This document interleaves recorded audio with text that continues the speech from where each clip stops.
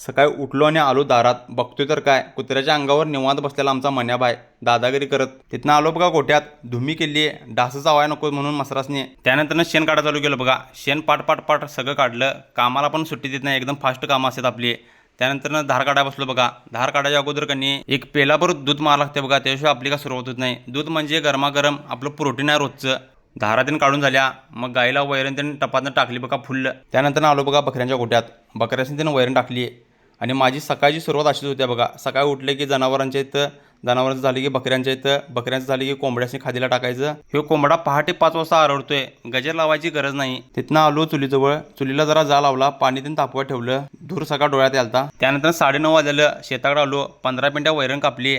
वैरण घेऊन आलो घरात. वैरण गाडीवरून सुटून का खाली टाकली. तिथनं आता वैरण कुट्टी करायला चालू करायची होती. कुट्टी त्यांनी केली बघा. 12 वाजलं.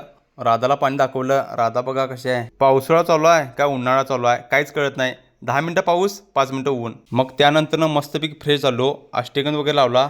अष्टगंध लावल्याशिवाय आपल्याला भारी वाटत नाही. मस्तपैकी जेवलो. थोडी विश्रांती घेतली. गोळीचं पोतं संपलेलं, गोळीचं पोतं घेऊन आलो.